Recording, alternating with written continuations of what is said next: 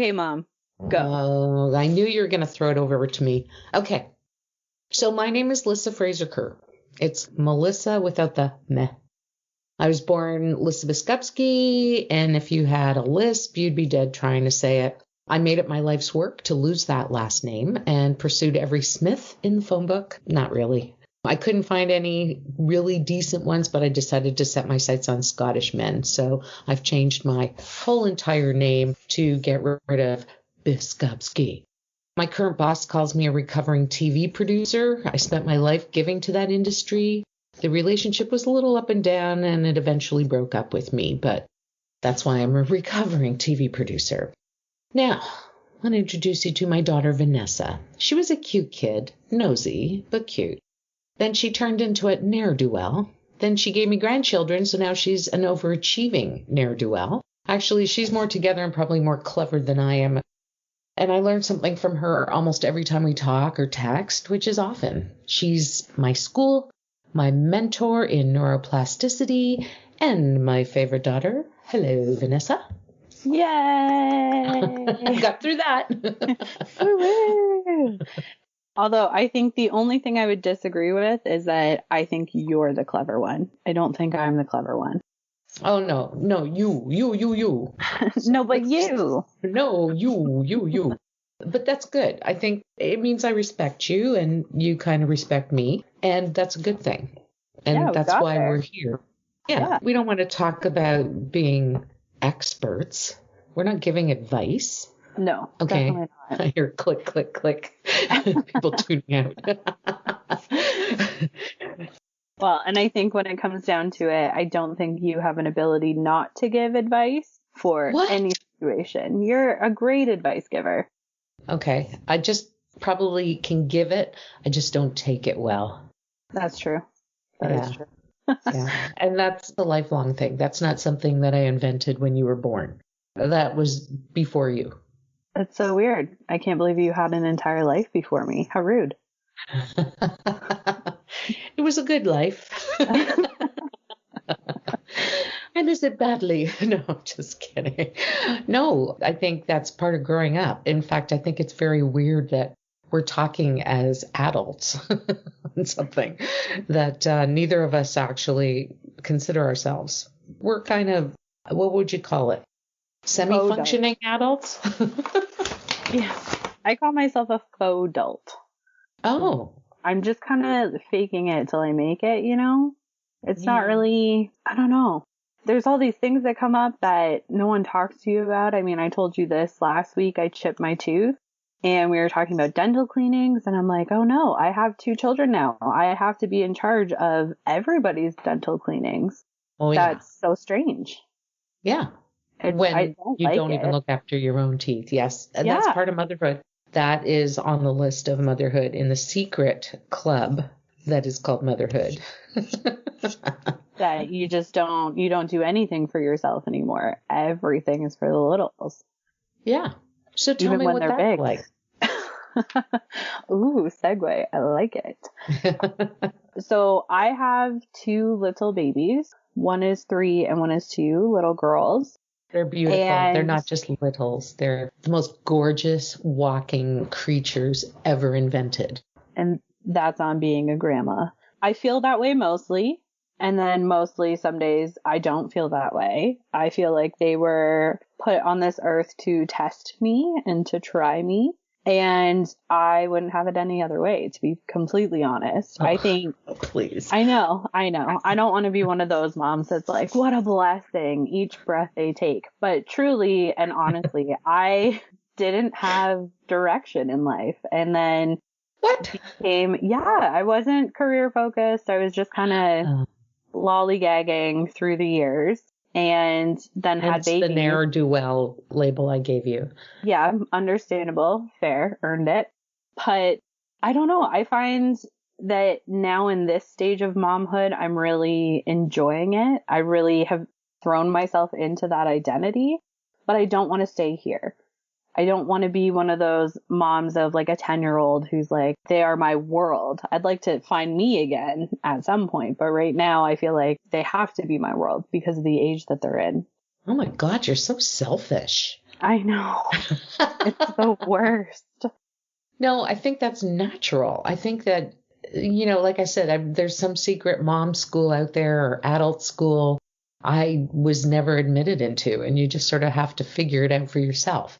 And everybody has a different sense of self, and that changes throughout the years. When you're a mom, you're like, okay, this is what I'm supposed to do. I'm supposed to love them. Now there's all kinds of books coming out about how many moms really don't like their kids. I didn't write any of them. None of them were by me. Just so you know. Good to know. Thank you. Appreciate that.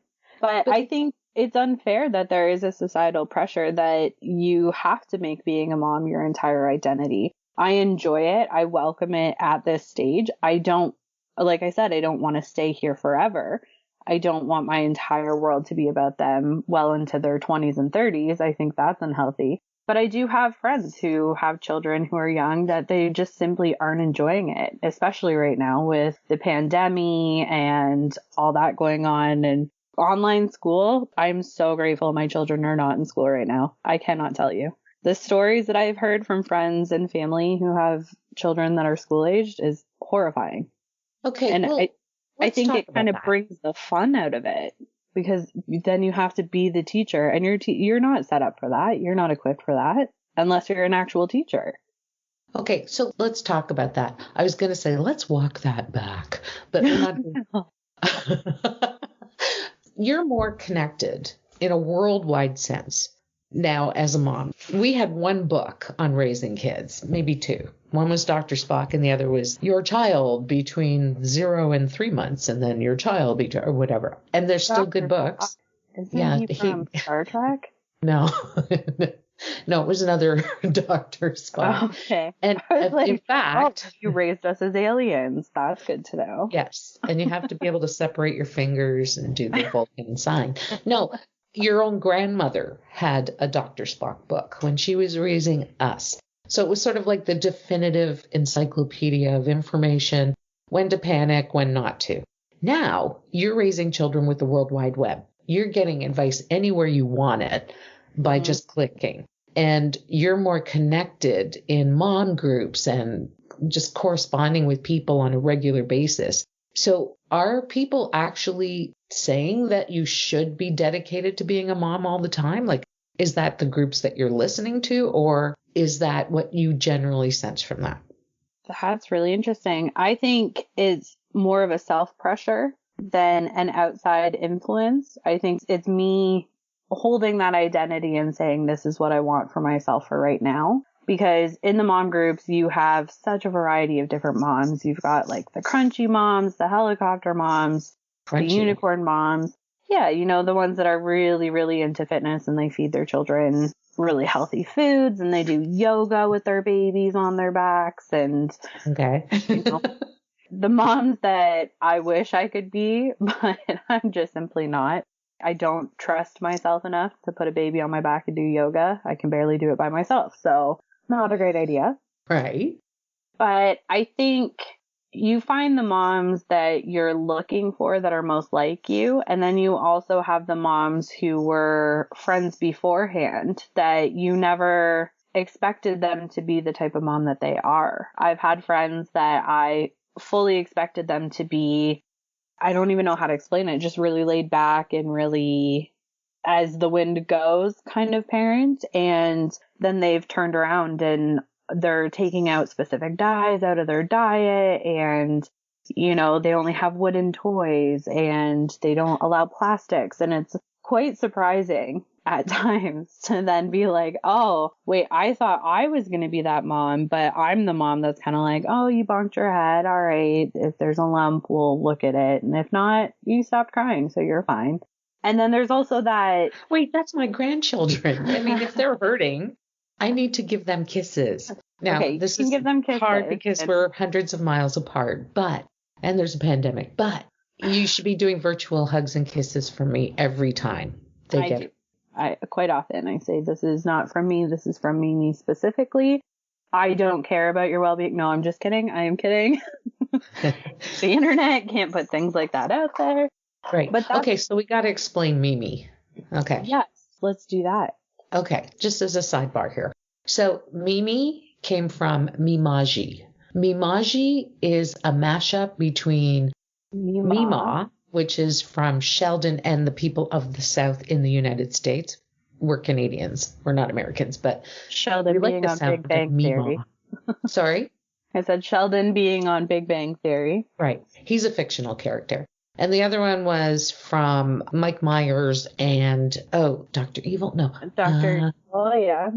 Oh, I'm What was- blanking on the movie. yeah. That's So, Maji. Or no, he says Paji, doesn't he? no, he Paja. says Faja. Faja. Faja. And And then you I started took calling that me Maja. and then I shortened that to Maji and Maj. Maj. Right. So I became, instead of Mima, became Mimaji. Now, as a result of that, neither of my grandchildren can pronounce it. So it's been shortened to Mimi, which I think And sounds very French. it is. And I had a very best friend who called her grandmother Mimi, and she was a wonderful woman. So I took that to be a good sign that you would be a wonderful Mimi as well, which you are. Oh, thank you. And you're a good mom. Oh, thank you. Let's just Okay, compliment Mom. each other for the next 45 minutes. Okay, Mom. Okay, Mom. Yeah, so there's also Oh, now back to our regularly scheduled question, which was about influence from the internet and having a worldwide web of moms to compare yourself to. Compare and contrast. Yeah. and there is also pressure that you can't ask certain questions, you can't make certain comments that you want to make, because if online you don't act grateful for your babies at every second, people assume that you are not a good mom, or that you're taking for granted what you have that people want and can't have. And, there's a lot of people who struggle to become parents. And if they see someone complaining about it, they feel like you're ungrateful for the blessings that you have. And it is hard, because I feel like regardless of what stage of life you're in, you are allowed to complain about the aspects of your day that you find hard. And sometimes your children contribute to that. And sometimes you just need to vent and say, hey, these kids suck right now and it's hard and I'm struggling, and that's okay. But you can't say that online. So a lot of times the influence that you're experiencing is people showing you the best of the best. Look at these crafts that we made. I went to the hardware store and bought $300 of PVC, and I made this giant wall of entertainment, and then I put it through Lightroom and I made it look as beautiful as possible. And it kind of sets these expectations that if you're not doing the very best every day and constantly stimulating them and constantly teaching them new things and doing above and beyond the regular, then you're not trying hard enough. And that can be really detrimental, because there's days where you feed your kids mac and cheese, and at the end of the day, you're like, oh man, we just survived today, and that's all we did. We did not go above and beyond. It doesn't mean that I don't love them or that I'm not appreciative of their existence in my life, but you can't be 100% every single day. And it's hard when you can't show the other 99% online and find your people who agree with you. Well, I know that those people exist because most people struggle with raising kids. I mean, it's just, they're little monsters. You're having to form them and guide them constantly, especially at a young age. So yeah, it's work. It's not just motherhood. And they wouldn't put names in front of the ages if it wasn't every kid. The threes are terrible. I'm sorry to say, we've been in the threes for what, 11 days? They're hard, man. They're hard. It's like she woke up a different person. Three-nager, yeah. Completely. I've had more doors slammed in my face in the last couple of days than I've ever had in my life. Granted, I was usually the one slamming the doors, so I'm not used to being on the other side of it. Okay, so that's adorable and sorry. I mean, somebody that small. To vent to. Everything they do, you're like, it's amazing. I know. And it was different being a parent. There's just your hormones or something just explodes when you have grandchildren. I can't even explain it. It's just you get this perma grin and you turn into an idiot. And everything they do is amazing and wonderful and adorable. And nobody's ever had the most amazing, funny, delightful little grandchildren except me. So, which is the weirdest thing, because it's like you're being rewarded for being a lousy parent by being given these amazing little people. And, because all the things you did wrong suddenly don't matter, because look at you. You have turned into a person who can raise little children. And I just look at that and go, wow, thank you. Look at what you did for me. Well, you're very welcome. Okay. Yeah. I'm so glad let's I get could back. Present. Okay. Let's go back a bit. Okay. You're looking at other people. You're trying to find your people on the World Wide Web or wherever. Like, we had small communities and it was in your face. Like, this is what you do and this is how you deal with this. And that was your friend group and everybody sort of had the same thing. So you have that base. Plus you have the rest of the world telling you how you're failing as a parent. So I don't know if I could handle that much input. Don't you just sometimes want to step away and just say, look, I'm going to follow my instincts. I know my kids better than anybody else. And I think I know how to deal with this. Absolutely. The first couple months of my second daughter's life, I had to unsubscribe to all the mom groups on Facebook because, well, for one, postpartum depression and anxiety is no joke. And when you're getting all of this input, it exacerbates that to a level where you feel like you're failing no matter what you do. And you feel like there's something horrible around each corner that's just waiting to come at you. There's a few tips and tricks that I learned through having my first and being a mom group. And that was to never post a picture of your child in a car seat. That is asking for, like, people who understand car seat safety don't tend to relay that information kindly. If you post a picture of your child in snow gear in a car seat, they will come at you. And it's not in like other groups that I've been in where you get one person kindly saying, hey, just so you know, this isn't what you're supposed to do in car seats. It's every person that knows that fact will continue to comment. So you're getting bombarded with the exact same information unkindly, usually. So, Man. And it's the same if you post a picture of your child in a crib with a blanket or teddy bears and things like that. And so for me, I understood that the way that North America treats safe sleep and the way that Europeans treat safe sleep are very different. So it was just kind of like, I'll scroll on by. It's not my baby. It's not my concern unless, someone's posting something super dangerous. And then what do you do? No, what do you do if you see something that you perceive to be super dangerous? See, the problem is that I'm really passive, because if someone has already addressed it, I'll say, okay, great. Someone said this. The parent is going to do what they're going to do regardless, right? I mean, someone behind a keyboard isn't going to change their entire life. It may make them think twice about it, but we're also a generation that was brought up on Jackass, watching a bunch of dudes do really crazy stuff, and their moms weren't standing behind them saying, hey, don't light your nads on fire. That's bad. So to a certain extent, like, you hope that everyone's being safe with their children. If it was something that it was someone I knew and they were continually doing this dangerous thing, and I know that people around them have said you need to stop, then that might be worth talking to someone within their circle and saying, hey, this might need to go a bit higher than the parent and whatever. But for the most part, I just kind of have the mentality of, it's not my baby, it's not my concern, because it's such a touchy subject with parenting, to see other people doing stuff that you wouldn't necessarily do. And to say, like, you want to save all the babies. You have a baby the same age. You want everyone to be doing the safest things possible, but you can't control how other people do stuff, right? It's such a hard line to walk. It really is. But there are a lot of people that would be outraged and very vocal about it and blowing up this person's social media because of something that they did, right? Right. I just don't want to be that person. Right. Well, at least you can choose that, right? You can choose that you're not going to be that kind of a person online.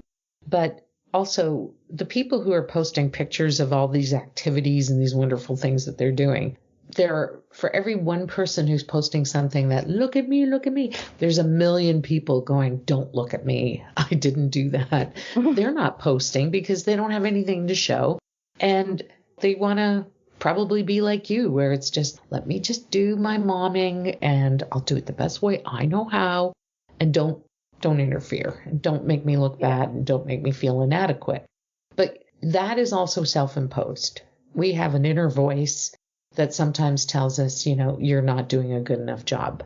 And I think that gets magnified or amplified when you're having depression or anxiety, because you tend to be down on yourself and everything else and not looking at the brighter side of the picture when you're mired in that. So you kind of went through a bit of that. A bit.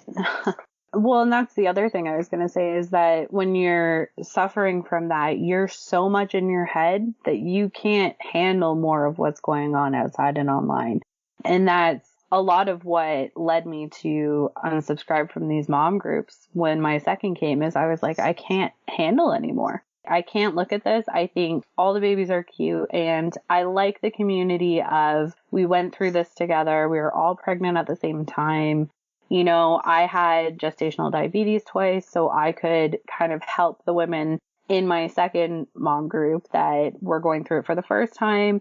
And there's a lot of bonuses of that. But then once the babies come and your hormones and your anxiety and everything kind of takes over, your head is like a busy highway. And I couldn't look at any other cars. There was too much going on. I couldn't do it. And with my postpartum anxiety, I downplayed that to pretty much everyone that I knew.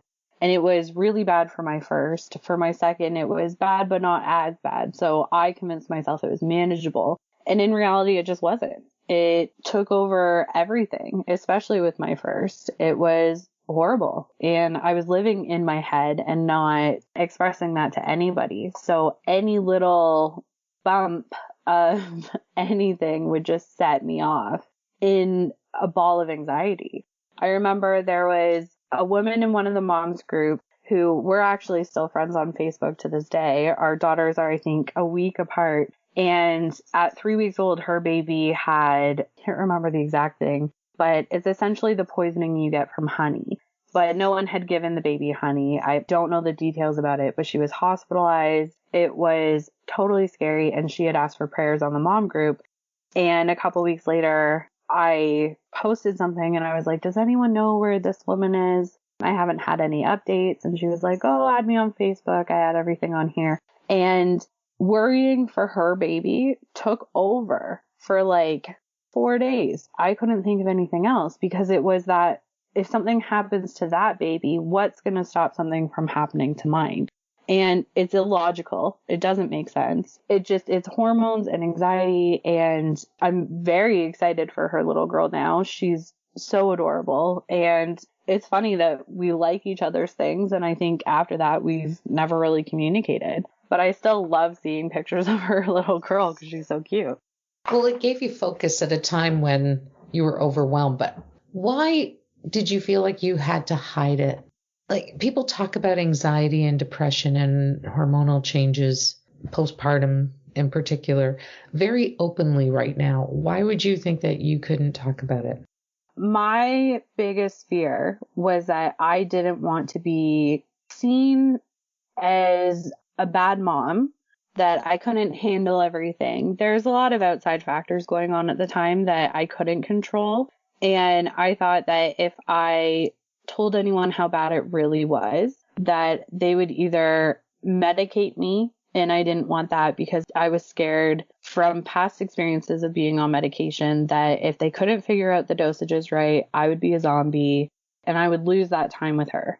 That was one of the hardest parts, was I didn't want to be out of it. I didn't want to go through the side effects of changing dosages with my firstborn. This was with my first baby. And I didn't want anyone to think that I couldn't handle it and to think that they needed to step in.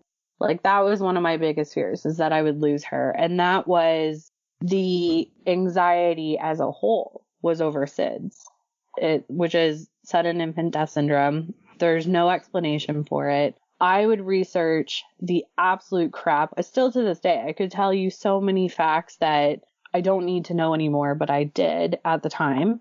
And at one point, I almost don't want to say it because I don't want to give anyone else a complex. But at one point, I read a fact that said that most of the time it'll happen between 4 and 7 a.m.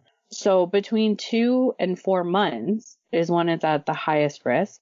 For those 2 months, I stayed up till 7 a.m. every single night. And then I would sleep until 10, and then I would get up and do it all again. And I was getting 3 hours of sleep a day. And I didn't tell anyone. But I was like, if it's going to happen, I want to be there, with the insane thought of, I can fix it if it happens in front of me, if I catch it early enough, which you can't. If it happens, it happens. There's no, you can revive them, but it's already happened, right? So I didn't want anyone to, I was scared the medication would keep me asleep during that time, that I couldn't protect her. I was scared that people would intervene and say, oh, I'll take over the night shift, and that they wouldn't stay awake to do, like, and all of these things are very illogical. They don't, but in my mind, it made sense. So it was really hard. It was, I think at one point I told everyone I had been medicated, even though I hadn't.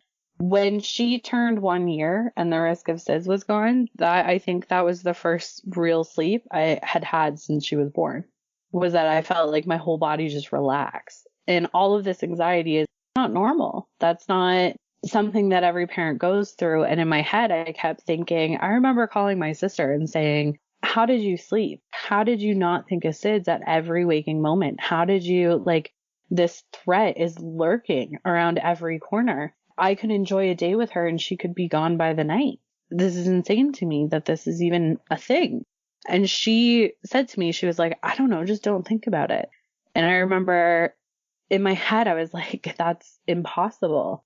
And I couldn't figure out how mothers were getting through their days and posting milestone photos saying, oh, my baby loves this, this, and this month. And I'm like, I want to enjoy that. I want to enjoy what they like and don't like. But all I keep thinking is something's going to happen. And it's horrible. It's awful. And now am regretting the fact that I didn't get help, because I think I could have enjoyed that first year a lot more. I think that it would have helped me be present a lot. And yeah, I really regret not seeking out the help. And I remember going to the doctors, because every time I would take her in to get her vaccinations done, they would do like an assessment and say, did you cry for any reason, for an unknown reason this week? Have you gone inexplicably angry for any reason? Have you done this? And I'd be like, no, everything's fine. I am totally fine. Everything's wonderful. And I'd be driving home like, haha, got them. And the only person I was hurting was myself, really. Yep. Denial. Yep. But when you're in it, I remember thinking, this isn't right. This isn't how parents enjoy motherhood. This isn't how your first year is supposed to go. But I was way too scared. I thought, and I knew that a lot of times with postpartum depression, there is a safety risk for the mom harming your child, or, you know, just being so deep into the depression side of it that you think of self-harm or harming your kid. And I knew I wasn't in that because all of my anxiety was about keeping her safe. So I was like, it's not that bad because I'm trying to keep her safe. So it's fine. And I couldn't shower. She was beside me 24/7. It is something that now I think I appreciate having them. And I'm more appreciative of their time because I am less anxious. Everything's kind of resolved itself. All the hormones have kind of regulated at this point. And I can laugh with them. I can send them out to do stuff without thinking they're never going to return. And I think every mom has level of that constant worry that something's going to happen to them. But I think it's at a more, I don't want to say normal, but a more regulated area now.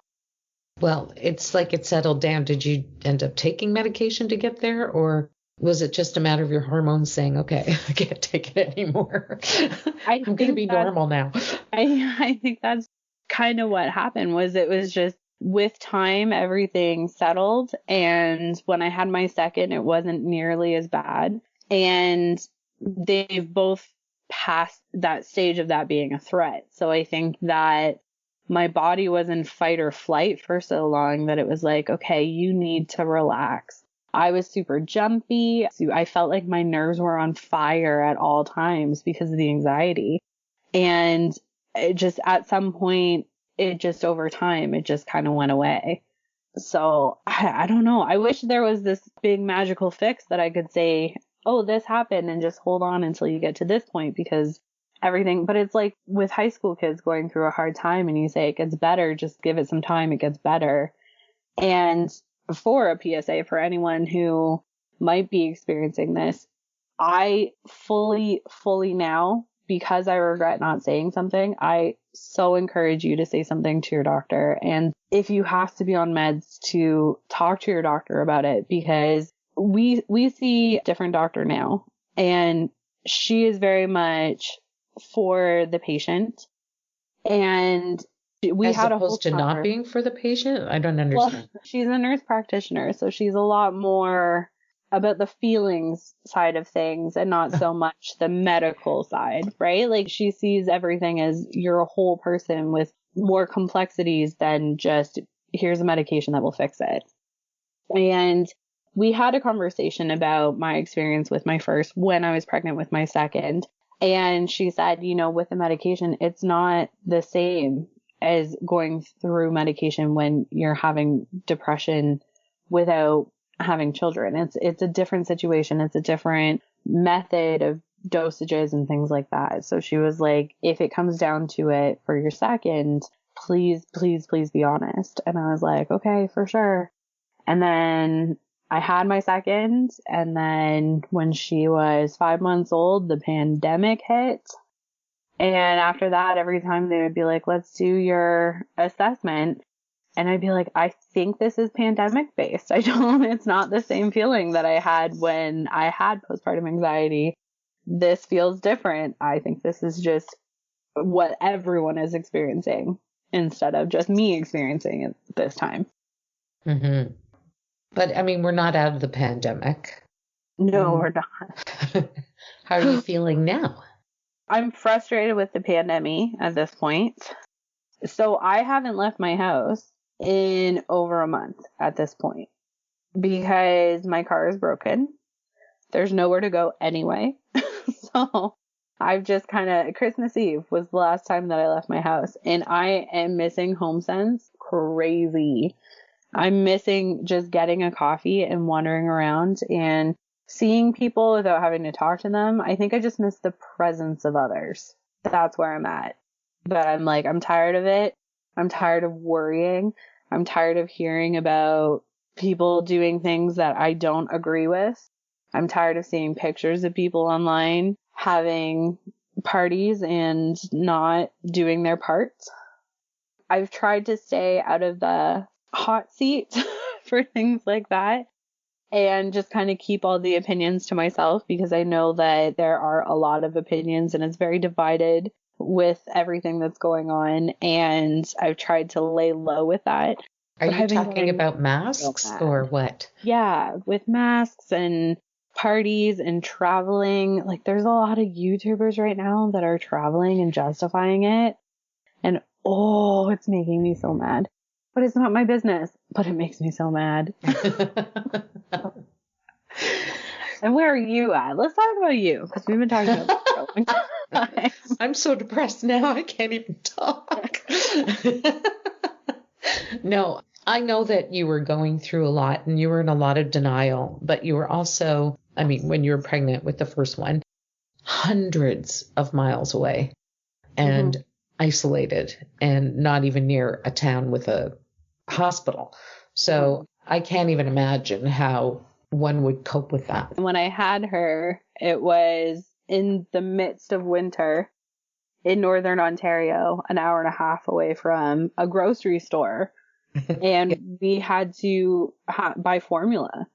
And I was always afraid. I was like, we're going to run out of food for her. She's going to be SOL. Like, I don't know how women did this back in the day. It was crazy. Okay, now you go. When you had me. No, there was no such thing as depression. It wasn't invented yet. People didn't talk about it. I had anxiety that manifested itself in such strange ways. I had a fear because you were born in April and you were small during the summer months, and we were in a heat wave and we had no air conditioning. And I would wake up and be in fear that it was going to be one of those hot, muggy days where I just felt like I just couldn't cope. And yeah, that was, even though I had access to doctors, nobody believed that you could be going through something like that. And the other thing was I went back to work when you were 4 months old because that's what maternity leave was back then. So It was a month or 4 months. 4 months. Yeah. Wow. 3 or 4. I think before that it was 3. And when your grandmother had me, there was like 2 weeks or something, or 3 weeks. It was ridiculous. Yeah. And then you would lose your job if you didn't go back. And that's why in those days, most women ended up going back after the shortest amount of maternity leave. There was no year-long extensions. There was no paternity or whatever it's called, parental leave from the dad. None of that existed. And it was just, okay, your body's not back yet. Your brain is not back yet. Oh. You're probably going to have to give your child to a stranger. Yeah, no, well, hopefully not a stranger, but somebody else to basically raise you and have your days there. So Wow. yeah. So when I was working, I felt the most normal because that's what I was used to. But then you were like a whole other full-time job because that's what children are, babies. And I felt like I'm a little difficult still. So I can only imagine how that went when I was a baby. You were actually pretty good baby. You were a rotten kid. No, I'm just kidding. You made up for it when you were older. No, it was just a different time, and that was normal. So if you wanted to keep your job and you wanted to continue working, you had no choice but to go back to work at the end of your mat leave. And then also, yeah, the government sort of supported you at like a small percentage of what you would have been making. And, but at least there was a minimum. So everybody kind of got the same at least. It was considered normal at the time. And, you know, suck it up and whatever you're feeling, it doesn't matter. But that anxiety manifested itself in other ways over the next few years. I always had anxiety, but I didn't know what it was. I thought it was just called, you're going to die and you're going to feel awful. And yeah, you're dying. And over the years, it became worse. And I was at the point of being almost like a shut-in. Things were I was stopping doing things that I thought were once normal. Like I couldn't go in a large store with escalators. I couldn't go anywhere, which isn't a problem when you're in a small town. Yeah. I couldn't go on the highway. I couldn't drive on the highway. I felt like I was losing my mind. Wow. Yeah. So the interesting thing is for a small town, they had anxiety reduction classes that the community helped. Yes. Going.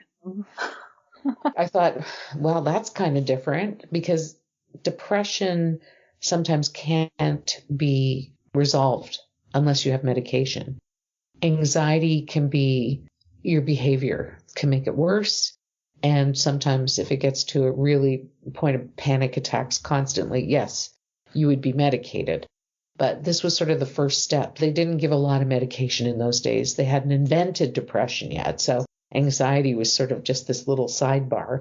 But there was a pilot in this group. There were a couple other mom types. There were people from all different walks of life. And most of them, I didn't recognize anyone from being part of the town. So I went through that for weeks. And I learned how to cope with it. Like I learned how to identify the things. And it seems like almost like you were so aware of what those things were. And I'm trying to remember if back then, did I say, this is irrational? This is not the way you should be thinking. And you did. Yeah. Try to talk myself out. Like, I don't know. But the Oh, I coping thought you meant mechanisms were talk to good. me when I was in it. I was like, you did tell me that was irrational. You did. Don't worry. Oh, I'm You meant sure. with yourself. Okay. But I would mean it in the sense that you recognize that this is irrational. And I think Hmm. I would point that out to you just because I would be mean and vindictive and want you to feel bad. No, because as long as you can recognize it, it's like when you're depressed and you don't realize you're depressed, that's when it's dangerous, Hmm. right?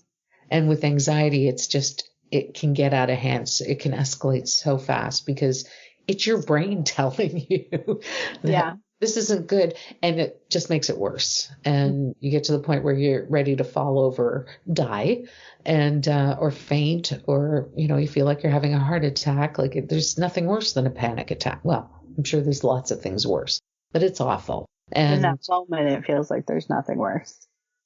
true, it's like Mhm. when you're throwing up and fluids are coming out of all ends of your body.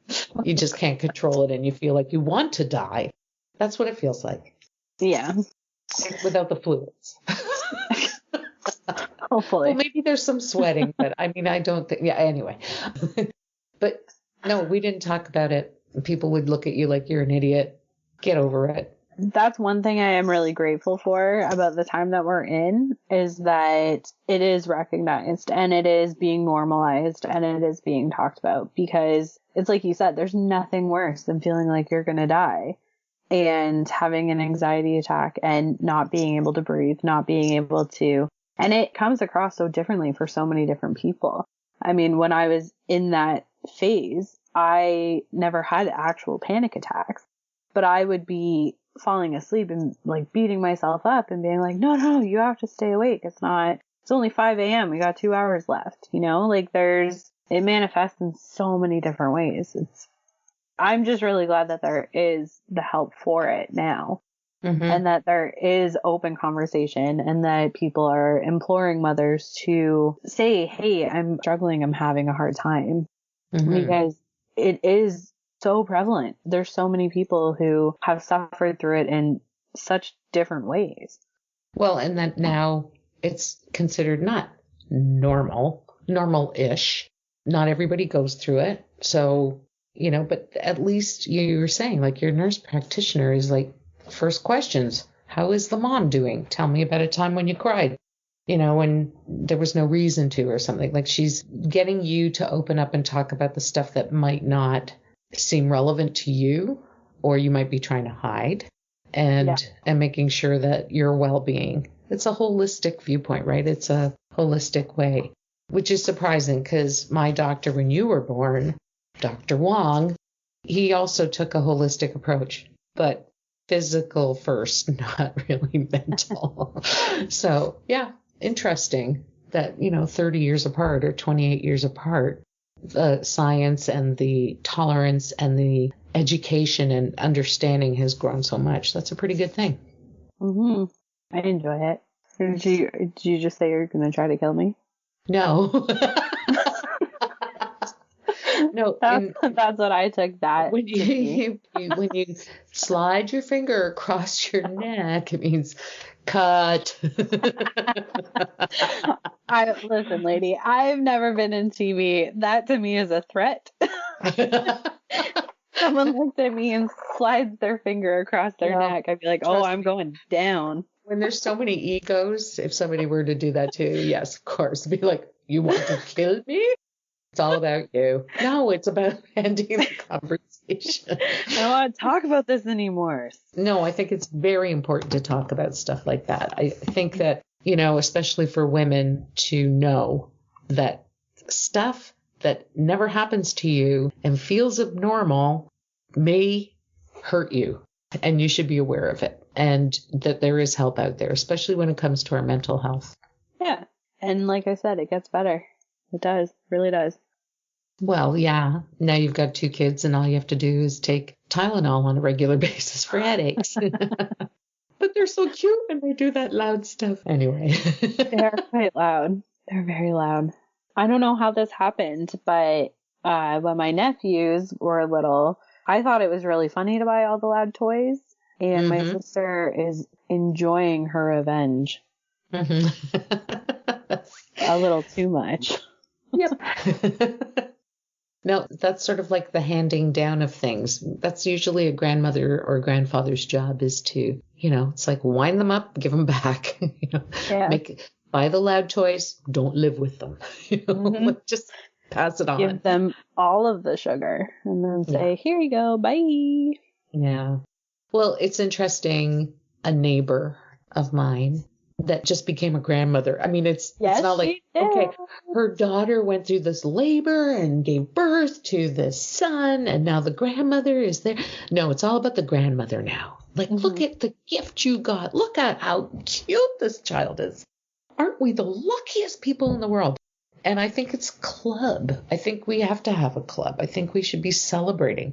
And then I realized, wow, like grandparents like this have been like this for hundreds of years. It's like, yay, another generation. Now they're just entertainment. This is fun. I don't have to discipline. I don't have to lose my temper. It's great.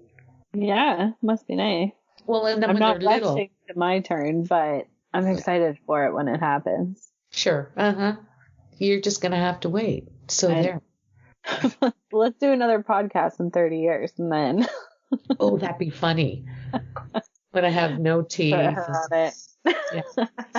I can't use my arms because I'm so weak with no muscles. And sure. Can't pick them up. Yeah. I think that it's a gift. I think it's almost magical, the transformation that happens when you go from mom to grandmother.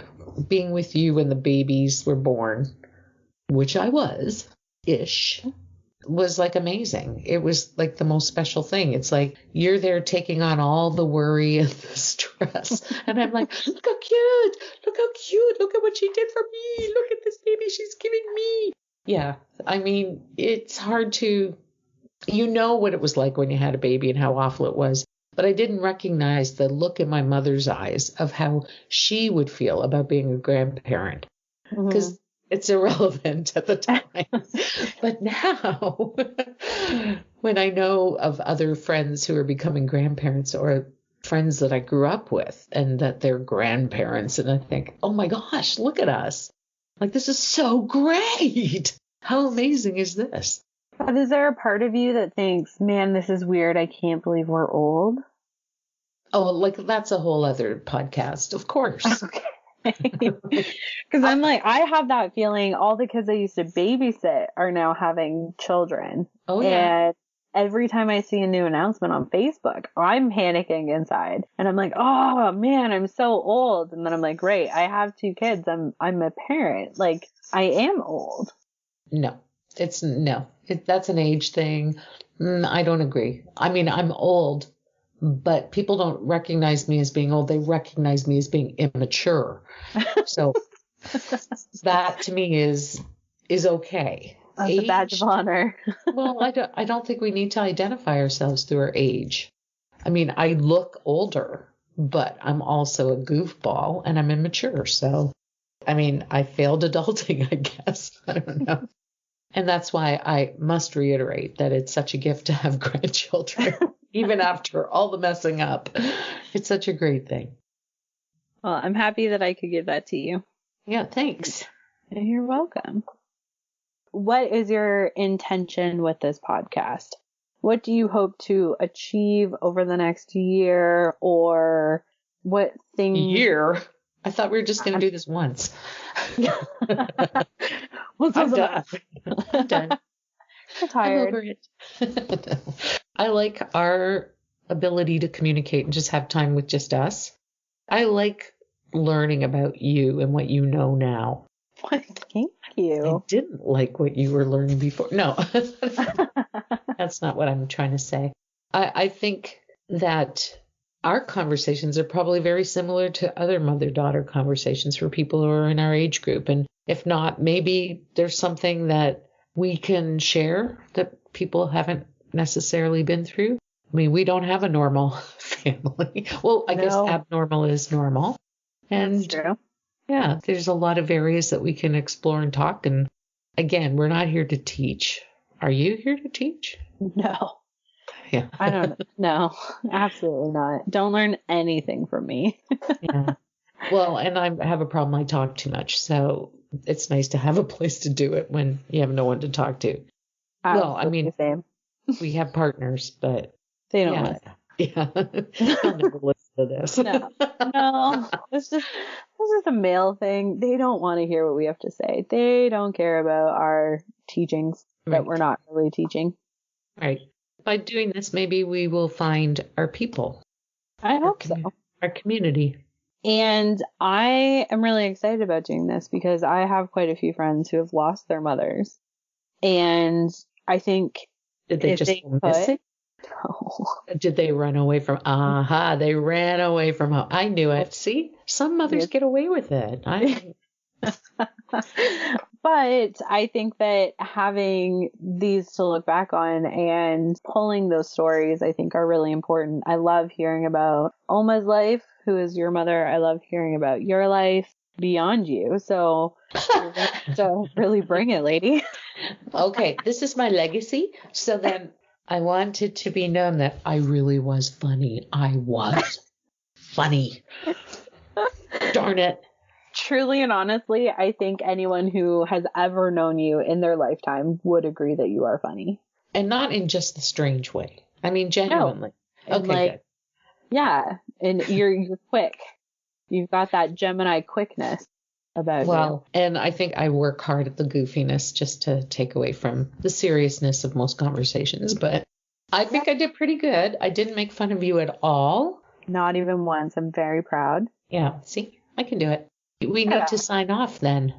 Yeah. Okay, Mom. Okay, Boomer. So we'll see you next week. Bye. Hi, everyone. Thanks so much for listening to our very first podcast, and I hope you enjoyed it. We will see you again next week. Love you, mean it. Bye. Bye.